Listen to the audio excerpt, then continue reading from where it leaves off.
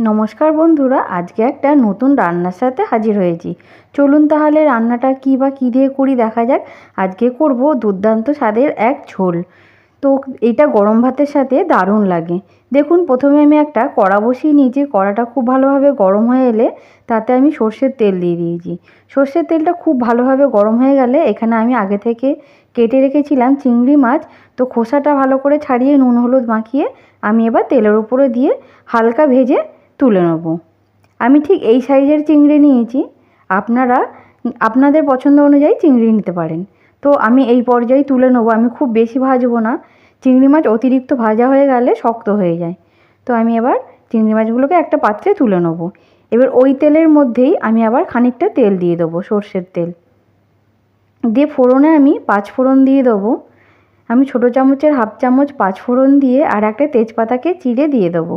দিয়ে ফোড়নটা একটু ভাজা ভাজা হয়ে এলে আমি ঠিক আলু এইভাবে কেটে রেখেছি, আলুগুলো এবার তেলের উপরে দিয়ে দেবো। আমি আলুগুলোকে ঠিক পাতলা পাতলা করে কেটে নিয়েছি, যাতে খুব ভালো তাড়াতাড়ি সেদ্ধ হয়ে যায়। দেখুন বন্ধুরা, এবার আমি তেলের সাথে আলুটাকে খুব ভালোভাবে নেড়ে ভেজে নেব। নাড়ার আগে আমি প্রথমে ছোটো চামচের 1 চামচ নুন ও ছোটো চামচের 1 চামচ হলুদ দিয়ে দেবো। আপনারা আপনাদের পছন্দ অনুযায়ী নুন হলুদটা ব্যবহার করবেন। দিয়ে আমি খুব ভালো করে আলুটাকে লাল লাল করে ভেজে নেব।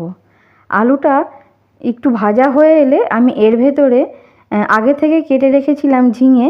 তো ঝিঙেটা আমি ঠিক এইভাবে কেটেছি, এবার ঝিঙেগুলোকে দিয়ে দেবো। আমি ঠিক আলু যেইভাবে কেটেছি লম্বা লম্বা, ঝিঙেটাও ঠিক আমি এইভাবেই কেটে নিয়েছি। তো এবার দুটো মিশ্রণকে খুব ভালো করে নাড়াচাড়া করে নেব। এই সময়তেই আমি আদা ও কাঁচা লঙ্কা বেটে নেব। বেটে এবার দিয়ে দেবো। আমি ছোটো চামচের 1 চামচ আদা ও ছোটো চামচের 1 চামচ কাঁচা লঙ্কা দিয়ে আমি ভালো করে শিলনোড়ায় বেটে নিয়েছিলাম। এবার আলু ও ঝিঙেটার মধ্যে দিয়ে খুব ভালো করে কষিয়ে নেব। আমি আলু ও ঝিঙেটা খুব ভালোভাবে আগে থেকেই ভেজে নিয়েছি। তো এই পর্যায়ে আমি চিংড়ি মাছ ভাজাগুলোকে দিয়ে দেবো। দিয়ে খুব ভালো করে ভেজে নেব চিংড়ি মাছ ও ঝিঙে আলুটাকে।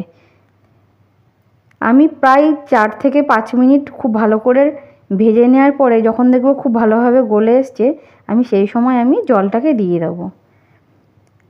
আমি যেহেতু ঝোল করব তার জন্য জলের পরিমাণটা এখানে আমি বেশি দেবো। আপনারা যদি ঝোল পছন্দ না করেন আপনারা অল্প ঝোলও দিতে পারেন। দিয়ে এবার আমি খুব ভালো করে নাড়াচাড়া করে এবার এটাকে হতে দেবো। এখানে আমি 5 মিনিট মতো খুব ভালো করে ফুটিয়ে নেব। আমার এখানে একটু নুন কম হয়েছিল বলে আমি আরেকটু নুন দিয়ে দিয়েছি। তো এটা ফুটতে ফুটতে আমি এই সময়টায় একটা মশলা করে নেব। আলুটা আরেকটু হবে। এবার মশলাটা আমি বড় চামচের 1 চামচ গোটা জিরে ও ছোটো চামচের 1 চামচ গোটা গোলমরিচকে ভালো করে ভেজে নেব। খুব কড়া করে ভাজবো না, হালকা আমি কড়াটা গরম হয়ে গেছে, হালকা করে ভেজে নেব। গরম কড়াইতেই দিয়ে দিয়েছি। দিয়ে আমি হালকা ভেজে এবার এটাকে শিলনোড়ায় গুঁড়ো করে নেব। এদিকে ঝোলটা আমার খুব ভালোভাবে হয়ে এসছে। ঠিক নামানোর 5 মিনিট আগে এবার আমি গুঁড়ো মশলাটাকে ঝোলের মধ্যে দিয়ে দেবো। দিয়ে 2 থেকে 3 মিনিট খুব ভালোভাবে ফুটিয়ে নেব, দিয়ে নামিয়ে নেব। বন্ধুরা, একদিন এই ঝোলটা করবেন, অপূর্ব স্বাদ, গরম ভাতে দারুণ লাগে খেতে। এই ভাজা মশলাটা দেওয়ার ফলে ঝোলের টেস্টটাই চেঞ্জ হয়ে যায়। এই রান্নাটা আমি আমার কাকিমার থেকে শিখেছিলাম। এত সুন্দর গরম ভাতে খেতে লেগেছিল যে আমি ভাবলাম এই রান্নাটিকে শেয়ার করা যাক। তাই রান্নাটিকে করেই ফেললাম। এবার আমি একটা পাত্রে তুলে নেব।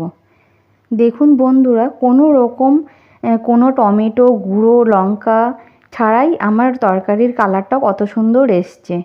এই ঝোলটি একবার করবেন, তাহলে দেখবেন কতটা টেস্টি। তো আমার রেসিপিটি কেমন লাগলো অবশ্যই কমেন্ট করে জানাবেন। ভালো লাগলে লাইক শেয়ার সাবস্ক্রাইব করে পাশে থাকবেন।